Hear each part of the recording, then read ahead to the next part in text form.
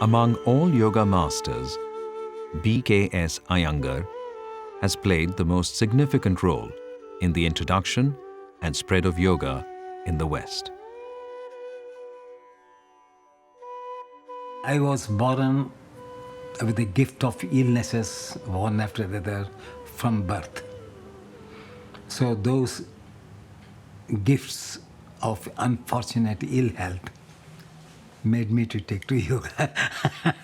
I was suffering from influenza, malaria, tuberculosis, typhoid, and so on and so forth. Then I thought that is it worth living, depending on someone forever?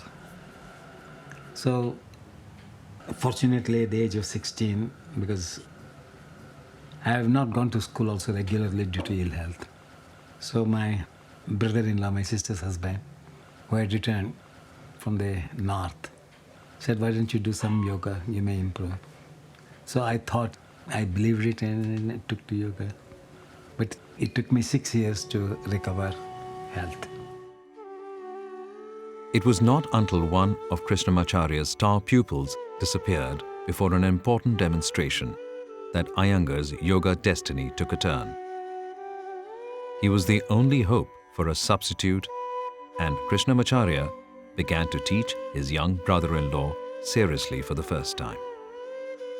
I toured with him in '36 to the northern part of Karnataka, where one of the civil surgeons called Dr. V.B. Gokhale saw my demonstration and was very much impressed and invited me to Pune. So I came in 1937 to Pune, and I had to work from the scratch on my own because the responsibility was too high. How to present yoga to the public. So I had to work very, very hard to find, because it's a very dry subject. In 1930s, 40s, there was no interest in this subject at all. Of course, today is a different matter. Teaching yoga provided only a meager living. Iyengar's wife, the late Srimati Ramamani, became his pillar of support in his devotion to yoga. He used his own body to design and refine advanced postures. Precisely detailed asanas, and the use of props became his signature. Iyengar's innovations made yoga available to practitioners of all levels. People had their own way of presenting my subject. So when I looked at the poses in my early days, they speak of Shirshasana, they speak of Sarvangasana or Halasana. They say the legs should be straight, the legs will not be straight. In Shirshasana, the legs will be perpendicular, it will be swinging to this side or that side. Then I thought, what is this? They write one thing and they don't even observe in the illustrations what they have said has come or not. That's why I thought, no, I should make something for make people to get, attracted to this subject. So as you make a tasteful salad, so I have to put a lot of ingredients in the salad of yoga for people to get attracted to this subject.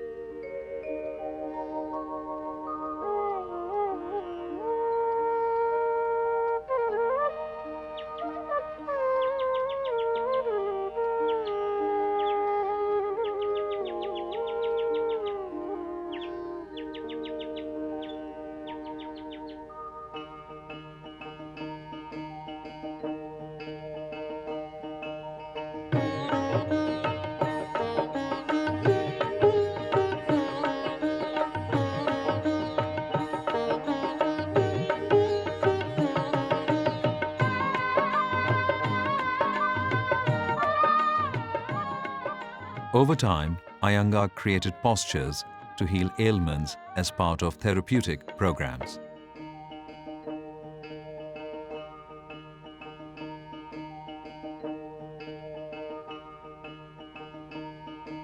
No matter what style teachers may have been trained in, they credit Iyengar's work for alignment of body, precision of poses, and modifications. And only in 1954, I went first time to England And of course, due to the influence of Yoga Minion, because I was teaching him, and lots of creamy intellectual people were admiring that when he is doing, there must be something in it. So I started to give the subject to these intellectual wizards of the West. And through them, then I went to the middle class people, average intellectuals, and then I made it popular. Only in 73, when Yehudi Minion suggested Mary Palmer, because she was a musician, and there was a good relationship. She said, you go and learn from him, then you realize what yoga is. So she came, learned, and then she invited me. Mary Palmer is my old student. The most positive influence, perhaps, was the fact that this book came into my hands. It led to a meeting, actually, with Mr. Iyengar. The Y at that time, Ann Arbor Y, gave me a very good start, publicity and all, and I made arrangements to give lecture demonstrations, which I took their advantage and presented where the Americans started getting now. There was so much electricity in the room, and for me, it opened up a new world, because for the first time in my life, I felt like I was seen by a spiritual teacher, that he cared how we were practicing, and he was determined that he was going to get us to understand his method in a very short period of time. Guruji is a fantastic teacher, and that was appreciated by not only yoga followers, but people who came just to watch him teach. So there is a diversity in our body.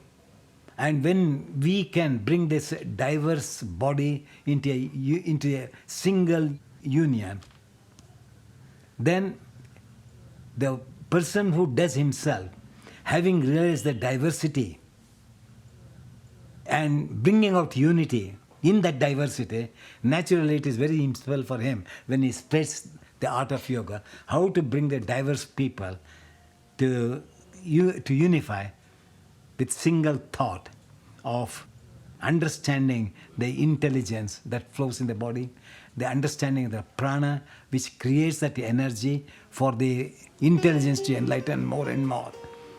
And I think yoga is the only subject where the universality can be built in the diverse ways of living.